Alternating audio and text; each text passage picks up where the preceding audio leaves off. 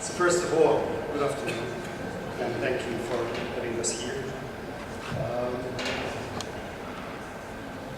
When I got the first request to have a small presentation on ground station, I was starting to do this presentation, and it didn't take much time to figure out that actually I shouldn't talk about antennas and upstream and downstream data and pre and post pass processing, because probably the heritage is already there. So you just use Google and you will find everything what is required.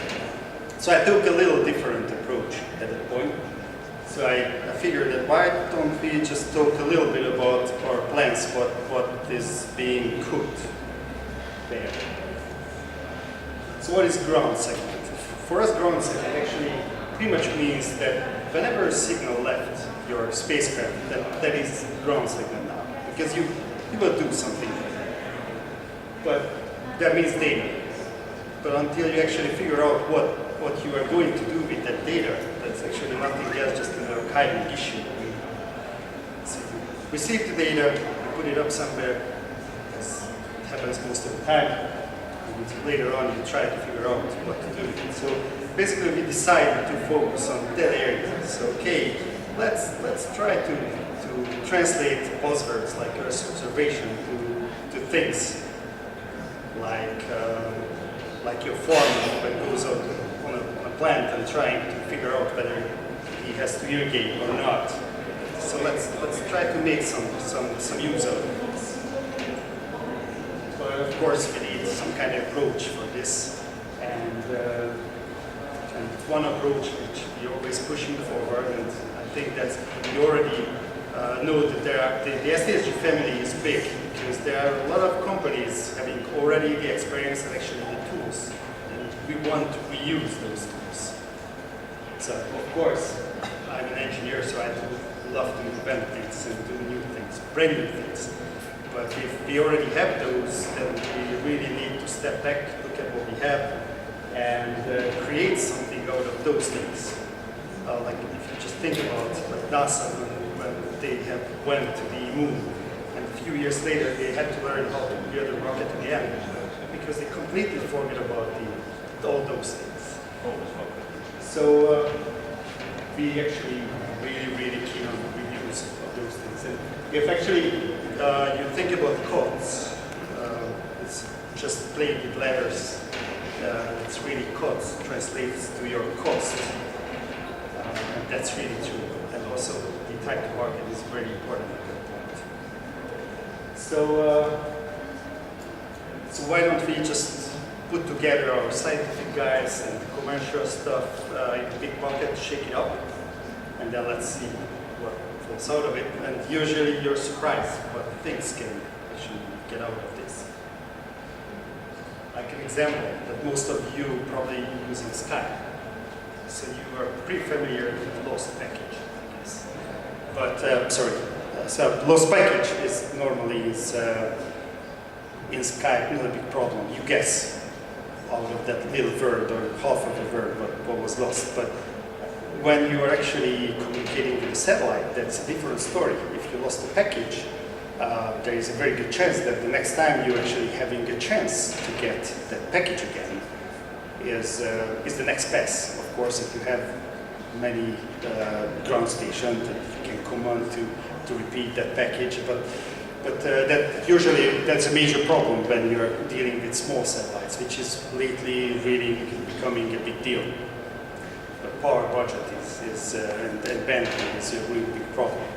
So why don't we use something that we already have, although we think it's an evil thing, because I guess if any one of you like series or you have kids, then probably you know torrents, I assume. You have already downloaded one movie or two.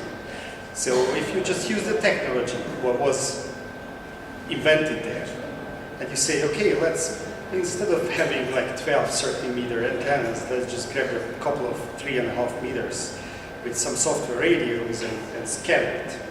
And if you just go on the net, you'll find that that's cheap. Those antennas are very cheap. So during a pass, you might get, well, you definitely will get the same packages and here and there and over there. So when you actually have a problem with a lost package, you just use the same technology as you use for torrents. That, okay, who has that package? You pick it up and you don't have to order your satellite to send them that package again. And of course, other thing is the reliability of such system would be much higher.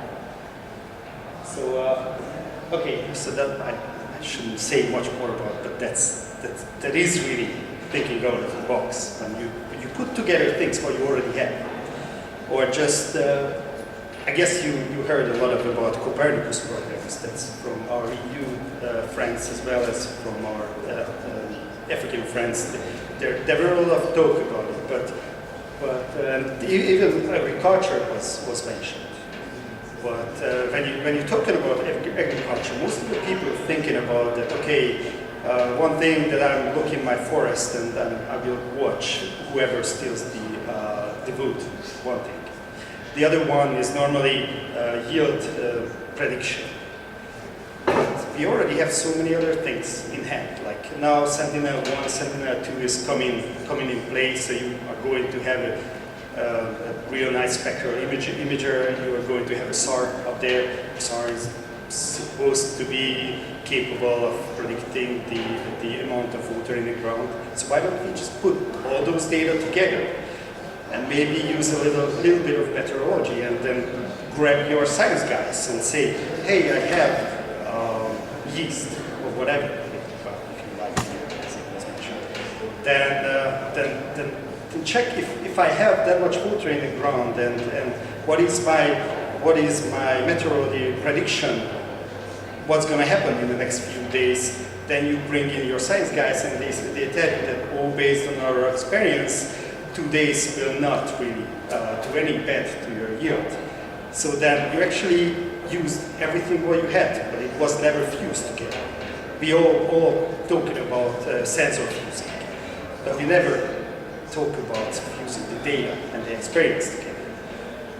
So that's actually one very important thing what we are trying to achieve within SDSG. And of course, I could go further as far as I can, but at the end, I think I shouldn't. And also, there was a promise that I must say something about ground stations. And yeah, of course, if you need a ground station, of course we can do it for you, but that's probably the smallest issue. And as having short time, because we are running behind, I was trying to make it short. So I was happy to talk to you, and if you have any questions, we'll be happy to answer.